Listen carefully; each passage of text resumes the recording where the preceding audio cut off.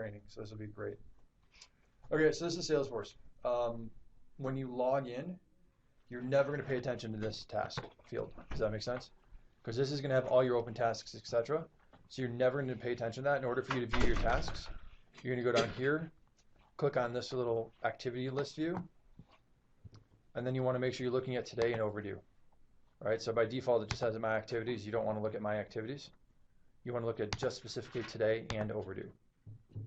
So what I do is I take this and I create a bookmark, right? So all I have to do is click on this bookmark right here, and every single time it takes me to my activities for the day, right? And then you can sort them in subject as far as whatever the case may be.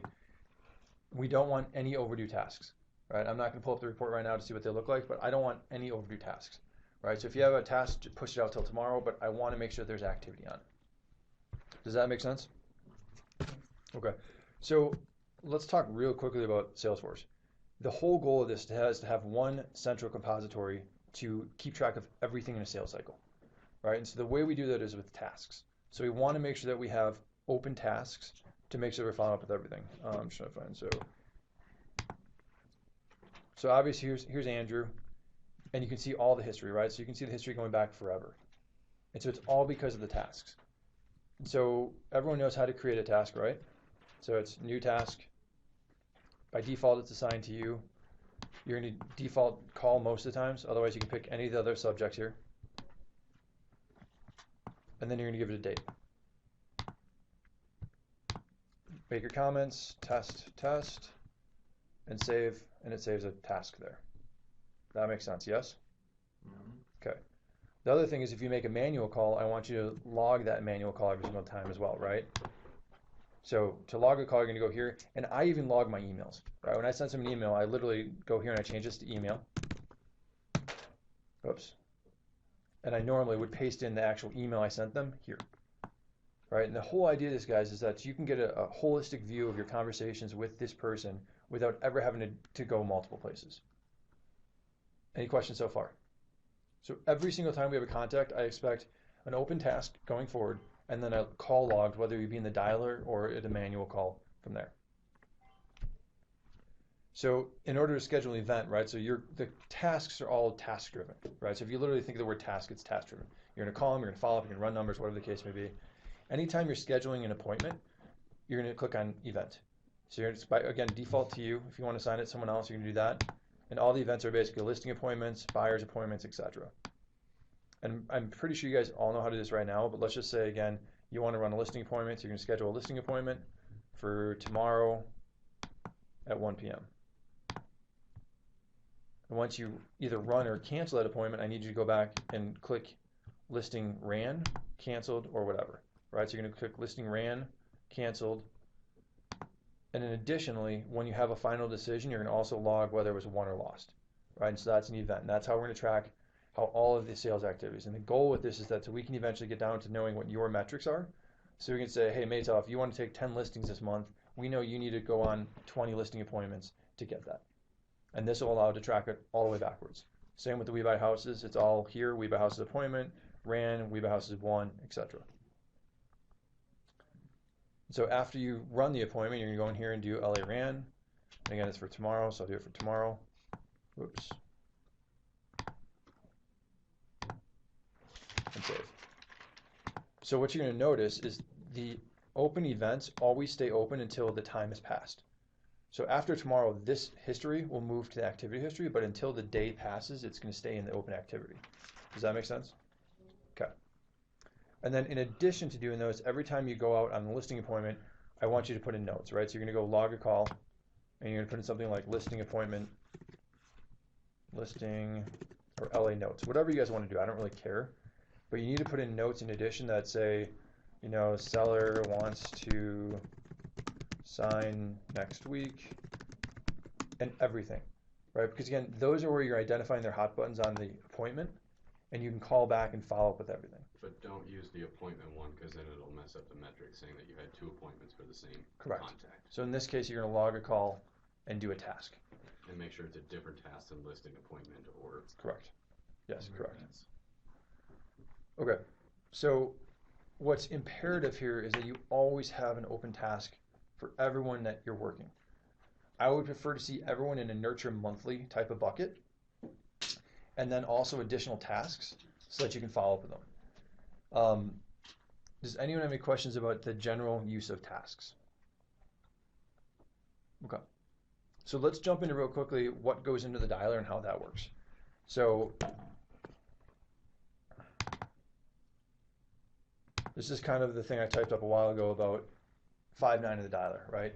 So for your follow-up buckets right now, we have the call and we have nurture monthly. So what that means is anyone that has an open task of call or nurture monthly will get loaded to the dialer when it's their time. So real quickly, let's look at call, right? So this type of task shall be only your most important calls for prospects that you must follow up with on a specific date. These contacts will be called using the preview mode, which only dials one phone number at a time and allows you to hear the phone ringing. It is not efficient as the next two buckets, but provides a higher level of service to these prospects that you're trying to call on a specific date. There is no pre-recorded drop message with this bucket. Okay, so I hear you guys' comment as far as you want to be able to read the notes before you call in. I'm telling you, if you can't read in the 15 seconds it's dialing, you got to find a new job. And I'm not trying to be rude, but we don't have time to use follow-up tasks to manually call them, right? And additionally, I don't want to see more than 10 and 15 most call tasks, right? Right now, some of us have 20 call tasks. You guys, it takes you an hour and a half just to manually call those numbers, right? You need to figure out if they're not worth calling or whatever the case may be, or put them in your nurture monthly bucket. Because otherwise it just is not worth being in your daily call tasks. I mean, these are only the high priority people. What about, Yes. what about real deep we've Yeah, gotten a hold of that's them? like Mhm, all that's my fine. dailies. So I mean, so you're That's calling the them 3 times, though, right? majority of mine. I call them for a week. Okay, so I thought we said 3 times. Oh, okay. Was it 3 times? I thought we said 5 times. Yeah. I thought we said 3. We're saying I'm 5? cool with 3. 3 it is. I thought it was 5, that we were doing 5 and then it goes to lead follow-up. I was doing So 5. I would rather do 3, put them in lead follow-up, because we can still blow them up in lead follow-up, but again, it's not taking up your daily calls. Yeah. And that's a progressive That's dial like as well, literally right? all my daily calls. So I would call them 3 times, leave. And the other thing is, you think about it, you've got to drop those voicemails, which take another 20, 30 seconds. Mm-hmm. And so let's do lead follow-up calls 3 times, and then we're still going to blow them up in the lead follow-up bucket, but Yeah. that way you're not using your daily call time. Cool. Okay. Good with that. So the way this works is you're going to create a task that says call, assign the task to you, assign a specific date you want to make the call. So there's been some confusion on this. Let's be very clear that this will load to the dialer the due date on which you have it set. Hold on, Maya. That was just partially my fault. Okay. So the report specifically says, look at anyone that has an open task that says call for today or the previous 7 days. So if you don't update your tasks though, right, and you had a call today that you didn't update, they're going to be loaded again tomorrow. So anytime you want to call someone on a specific date, right, whether it be now or in 2018 to wish them a happy birthday, you load it on that day, you're going to put your headset on and you're just going to call them without you ever having to think about that. Does that make sense? Okay. If you want to call them again, you need to close that task, open a new call task for the future. If you're done with them, put them in nurture monthly, it won't call them again. Right? Every morning Maya clears that list and loads the fresh list at 8 a.m. So if you have an open task to call someone, it'll be there. If you don't, it won't be. You said close and open the other one rather than bump the date out? It totally depends. Well, It depends on if you talk to them, right? So if you talk to them, so again, my whole thing to make this efficient is to make sure that call log, that call task has really good notes.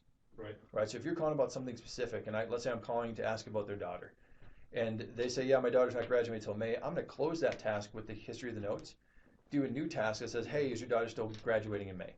So that every single time, and that again, using this call subject allows you with really good notes to not have to preview everything. Hey, is this Tanner? And I'm reading my notes. Tanner, hey, I'm just curious about your daughter. She graduated in May. So you literally want to be able to read your notes verbatim when they pick up the phone. Does that answer your question as far as closing it or opening it? Correct. So if you don't get a hold of them, yeah, you're just going to edit it and push it out. Bump it out. Right.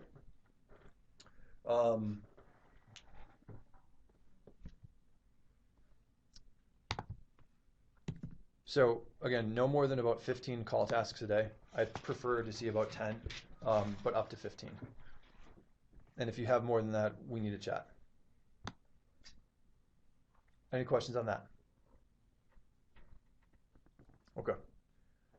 Nurture monthly. This is where most of your people are going to be, right? So the nurture monthly bucket, the goal of this, of adding someone to the nurture monthly bucket is to talk to them once a month. In this bucket, the contact will be added or called 3 to 4 times a month until you talk to them, and then they'll be set on a timer not to call for another 25 days. These contacts will be dialed in progressive mode, where you'll not hear the phone ringing until you have a new prospect on the line. You'll simply hear the beep and you'll say hello.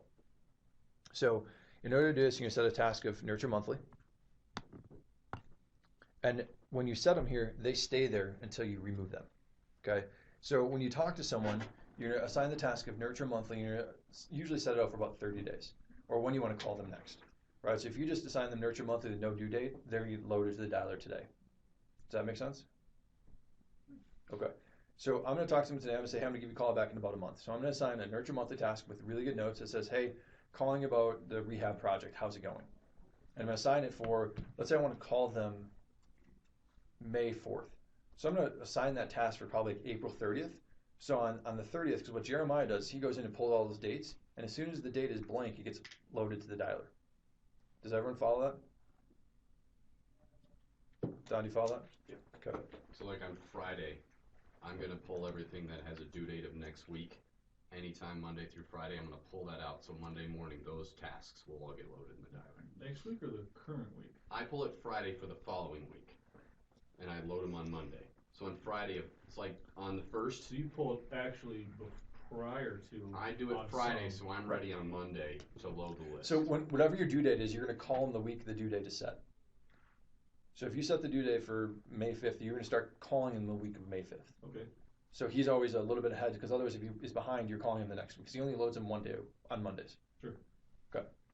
So the whole goal of the Nurture Monthly is to get them on the phone one time a month. Right? So literally, it will call them every 8 days until we get a contact. And then when you just use a disposition like follow-up, it actually triggers in the system, do not call this contact again for 25 days. And then it'll reactivate that number. Does that make sense? So every 8 days, will it also leave a voicemail if there's no contact? Yep. Okay. So you could potentially be leaving 3 or 4 voicemails a month? Yep. Okay. Yeah, absolutely. I mean, it's going to be, the goal is to get them on the phone once a month. Mm-hmm. And that at the same time, that's part of the reason we change our phone numbers, is so that they pick up our calls. Because remember, I did that experience when I don't know if I told you that, Carrie, but when I handed over the phone to you, all of a sudden people started picking up my phone call again. So Nurture Monthly is a Google number, not our own number? It is not your own number, no. Your Dailies. daily calls is your caller ID. Mhm. The Nurture Monthlies is the whatever caller ID we're using at the moment. So it doesn't ring to anywhere. So, so Nurture Monthly, it all is based on disposition, right? So because of the fact that I really don't want people using call tasks, I've also added a couple other dispositions to this that are, actually let's pull them up real quick. That'll make your life, never mind, I got logged out, easier. So opposed to just doing follow-up, right? So if you use a follow-up task, disposition, it's going to wait 25 days to call them again. And in some cases, I felt that 25 days was too long. And so what I also added was call back in like 3 days, call back in 7 days, call back in 2 weeks or something like that. And so that way, in addition to doing just the follow-up, you can actually say, call this person back in 2 weeks.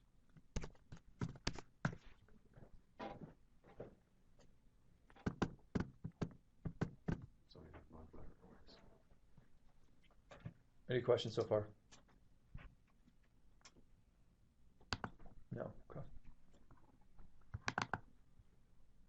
So as of today, when you go look at your dispositions, you also have a 14-day callback, a 2-day callback, and a 7-day callback. So if in the event that they're in your Nurture Monthly bucket and they go, now's not a good time, give me a call back next week. Opposed to having to close that task, reset all their stuff, you can do 7-day callback and you'll call them back. And this doesn't mean you're going to call them back. It means they reactivate to be dialed in 7 days. Does that make sense? That's nice. So that way, my goal is once they go in this bucket, they really don't leave, right? Unless they tell you, I'm not selling, or you got their property, they're going to stay there forever. That's actually a good one, because I've had to set people up as calls for 5 days later, and Right. We're So gonna need let's to say, talk so about they're in the that. Nurture bucket, date's been removed, obviously, you're calling them, you give them a 7-day Yes, sir. callback Mhm. that automatically just cancels out them calling for the next 7 days and Sure. resets the bucket. That's correct. To dial them again, Dial them again. after 7 days. Okay. Correct. Same thing with 2 days and 14 days. But I'm gonna wipe the dailies, because I reset those campaigns in the monthly. We're not in the dailies, we're in the monthly. With the monthlies every Monday, I wipe them. Yeah, we don't wipe the history. True. So as long as they have an open task, we're cool. Okay. So, okay. Any questions on that? Okay. So going forward, 90% of your contacts should be in your nurture monthly bucket. And honestly, I don't want to hear that I have a follow-up task because they don't like getting called. That's our business, you guys. I really don't care. If they don't want to be called, they're not going to work with us. Let's just put it that way. So if you've got someone that you're following up, they need to be in your monthly bucket, so we need to call them. And I'm telling you, we've lost business. I've lost business because I wasn't calling them because they told me don't bother calling me for 6 months. Just throw them in there and blow them up, right? And if they tell you to stop, then we stop. But until then, we're going to continue calling them. Okay. Are we still limited how many people you can have in your monthly bucket? The agents are to 100, yes. Okay, so it's So we haven't actually put that in place yet, but we will this week. Jeremiah and I are working on that this week.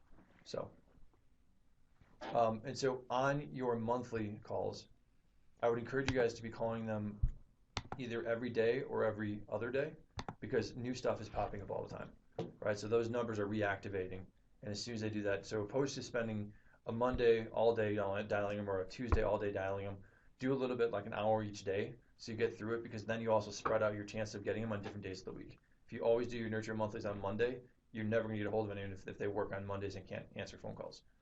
So just spread it out over time and don't do it in huge lumps. Do it in small chunks, and over time, you'll catch them at good times. So do we need to get through then your monthly dialer every week? Yep. You should get Tanner out of monthly numbers once a week. And depending on where you're at, it might be multiple times a week. Mm-hmm. So yes, absolutely, you want to get through it once a week. Because I mean, some of those people are being called every single week. Right. Yeah. And so if you're not doing it as designed. You're waiting 14 days or whatever in between contacting. So should I stop stopping and starting it then every day so that it doesn't think that it needs to start fresh? No, it doesn't matter because it only goes through the active available numbers anyways. Okay. So yeah, please do continue. Okay. So the biggest thing is just make sure you always have an open task. Every single time you talk to someone, I don't really care unless you know it's a dead deal, put an open task. And if it's not something you want to follow up with, put them in the maybe seller bucket, put in the maybe we buy houses bucket. But the bottom line is, I mean, if you sit here and you cold call, and literally when we cold call, it takes 3 to 4 dials to get a connection, right? Because some people just don't answer their phone. If we can put these people that actually pick up their phone in a bucket, that means every single time we call them in the future, we're going to get much more contact rates. And so it's building our pipeline for the future so that we can log in and just dial. Okay. Any other questions on any of that? Okay. So the one last thing that I built, because what happened to me is I put some in my nurture monthly bucket, realized that they were screening my phone calls and never picked up my phone call until I changed the number to carries and they'd already listed the property. True story. So I'm like, what the fuck? Like, that really sucked. I knew you were a hot lead. I wanted to work you, but you wouldn't pick my call because I didn't realize you. And then as soon as I changed the caller ID, they picked up my call and I found out it was listed. So what I've also done is I've created a hot lead task and report, right? So opposed to you having to be worried about like where do these people go if they go into their monthly bucket, I'm never going to see them again. We're going to create a task that's called hot lead. You're going to assign it yourself. You're going to use the task called hot lead, and you do no due date. Does that make sense? And then in here, you want to give yourselves some notes. So you want to say lease expires in June, right? And so this is someone that we know we actively want to work on, and there's a tight timeline, or there's a specific timeline, right? So you're going to say hot lead, and then what happens is I built you guys reports, so you can go in and see your hot leads. Where's the hot lead? So now I can go in here and see all my hot leads. So I can see Jeffrey Kitchell, lease expires in May, and I can also see when the last time I talked to him was. Right, so this way you can manage your actual actively hot prospects and say, okay, well, I talked to this guy today, I'm good. And that way you can make sure no one's falling through the cracks and avoiding your phone calls, because then we can just switch caller ID or whatever the case may be, but that way you can make sure that this one's not slipping through the cracks. Right, so like for instance, 317, that's not that concerning because it's 4-4. That means he's probably up for a call again here in a couple weeks. So let me just look at this guy real quick, see. So yeah, he got called on 317. So again, it was in my nurture monthly. So that means he's most likely getting called again in here in a week or so. So this will allow you to manage your actively hot prospects and figure out exactly when the last time we talked to them was. And hot lead then goes into a bucket? It's just for reporting purposes. Okay. So it doesn't cause anything for dialer actions. It doesn't do. There's no activity based on it. It's just for you to be able to track your hot leads to make sure that they're being serviced. And if they're not? Then you're gonna want to fix that, right? So you're either gonna want to text them. You want to do something, right? Because the system, Right. the dialer that we're having right there isn't working. Right. So at that point, if like I see someone here that hasn't been contacted in, let's just say 60 days, I'm gonna do everything I can. I'm gonna text them. I'm gonna email them. I'll probably call them from a different phone number, like whatever the case may be, to try to get in front of them. Does that make sense? Okay. I'll Slack all of you guys your independent report links so you can pull that up whenever you start using it. And so, honestly, Jeremiah went back and forth about how we wanted to do this. And we were thinking about doing a drop down here.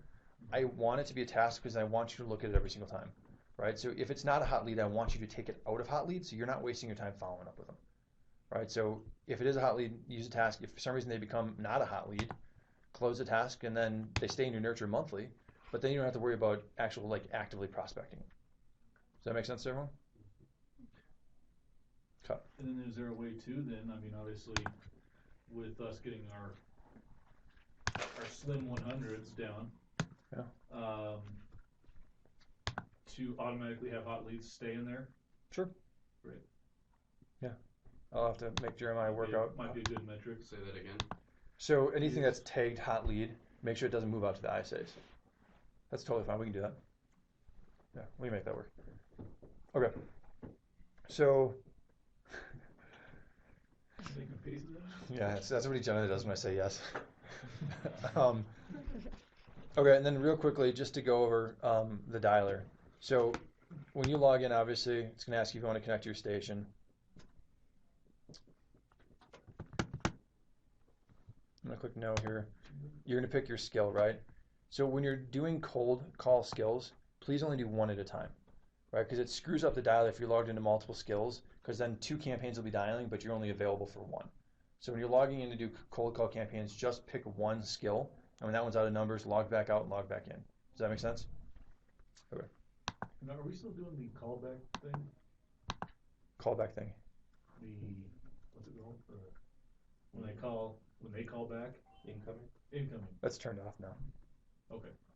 Because what happened is that was part of our abandonment rate, was that they were calling back. So we'd have dialing over here, Ooh, sure. and then they'd call in and we'd pick up here and we'd abandon someone over here. Yeah. So truthfully, if anyone calls back any of the numbers we use now, it just goes to a busy signal. Okay. So that, I mean, there's nothing that comes back out of it. So no, incoming calls are turned off. And correct me if you guys are wrong, but I mean, everything I found in an incoming call was crap anyways. I mean, it wasn't really, I mean, yes, I got a contact, but it wasn't necessarily someone I really wanted to talk to. Okay. So real quickly, let's talk about how to make a manual call. So I guess 2 quick things. If you ever get disconnected from your station, all you have to do is click on your phone number and it'll reconnect to your station. Everyone probably knows that already, but if not, you don't have to log out. All you have to do is click yes to restart your station. Do that again. Is the hot lead for everybody there? Yeah. Like ISAs and Yeah. So if you ever get disconnected from the dialer, Yep. all you have to do is click on your telephone number. It'll ask you if you want to restart the station. Click yes and it'll dial you. Real quickly, I don't want to see us ever going to not ready. Okay, unless you actually are finish the call, wrap it up, don't go to not ready because we abandon people. If you get another call, I would honestly rather you click over, grab that call, and let the dialer just run and have dead air on someone. Does that make sense? I really don't want you clicking over and doing that, but if you have to take a call, if you have to go take something, let that next person get dead air and don't go not ready. Does everyone follow that?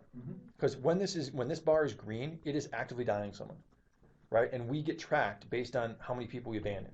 And so if you change this back to not ready, we're going to hang up on someone. And so I would rather you leave it green, let them hear dead air because they don't recognize their phone number anyways, unless, and I would highly encourage you not to do that to your daily calls. But other than that, it doesn't really matter. They just got to hang up from some number they didn't recognize. Everyone clear on that? Okay. Are we still having issues? I mean, it comes and goes. Yeah, and it's at this point it's operator. I mean, meaning it's us going to do something else. I got to go take a leak and just go not ready, or I got another call not ready. Go wait until that next one, you finish that next call, and then Right. stop it Right. before. Does everyone understand that how to stop it in between? So when you're on a call, before you enter your call log notes, you're going to change this to not ready, and you're gonna get a little bar up here that says this will be updated upon your next disposition. And that way, when you dispose this call and say follow up, this bar automatically turns red, means the dialer's not running. Cool? And that doesn't abandon them. Correct. So real quickly, let's just look at how to make a manual call. Ooh, that's a funky number. Let's not call that one.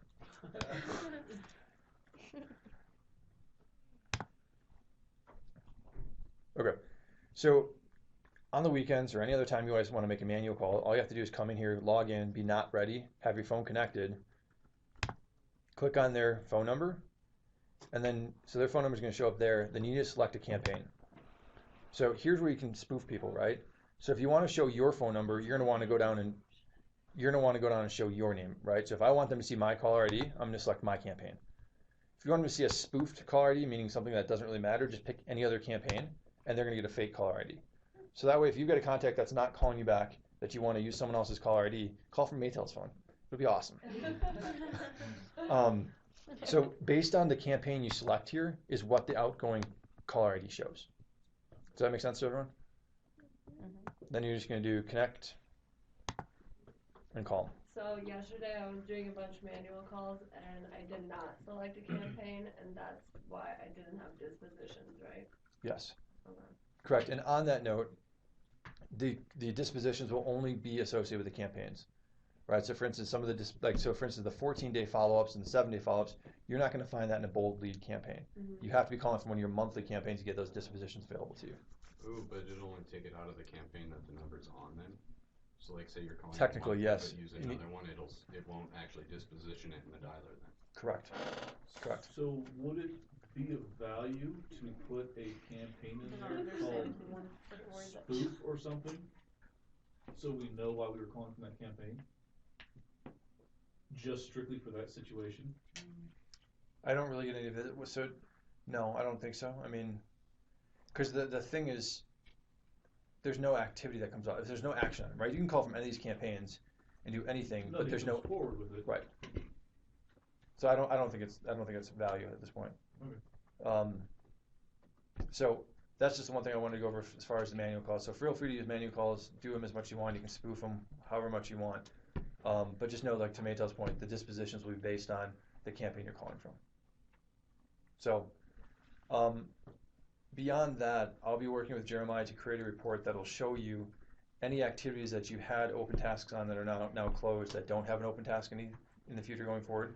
So you guys can self-audit those to make sure you always have open tasks. I don't have that ability right now, but that's there. So that's really all I had over. We went over that in 35 minutes, so that's fine.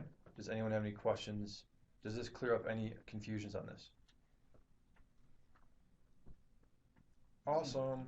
You want to go over how they put stuff in? Yeah. Yeah, let's do that. I mean, while they're here.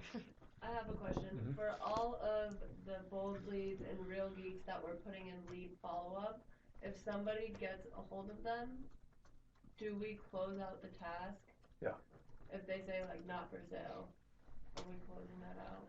Or do you still want it in there to call it? So I'd leave it. I mean, so even if they say not for sale, I would just leave it and we'll get them at some point.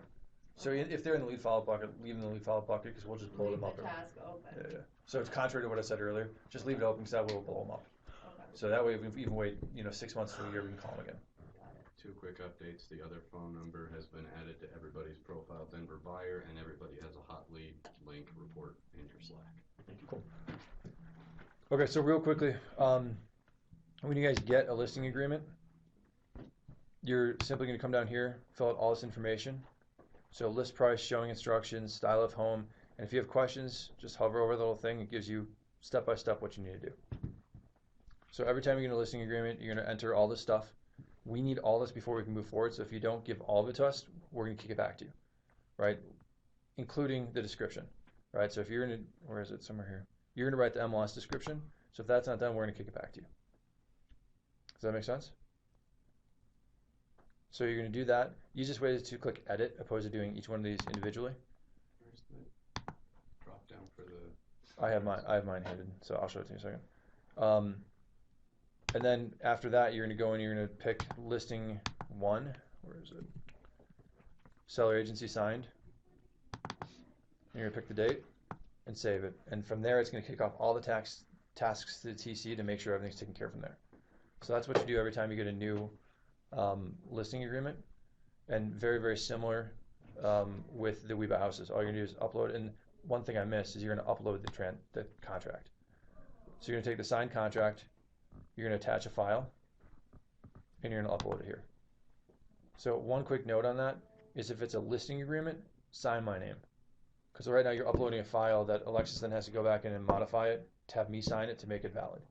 So if it's a listing agreement, just sign my name on it unless it's something crazy that you know I'd freak out about. Just sign it and upload the whole execute contract. Does that make sense? Okay. And then the We Buy Houses side, you're gonna do the same thing. You're gonna upload the contract and you're gonna go over to the We Buy Houses accepted date and do the date, and then all the tasks start assigning. Same thing with the buyer agency. Hey Jim, is yours visible again? I thought I fixed that. I think it is. Any questions on that? All right. Salesforce.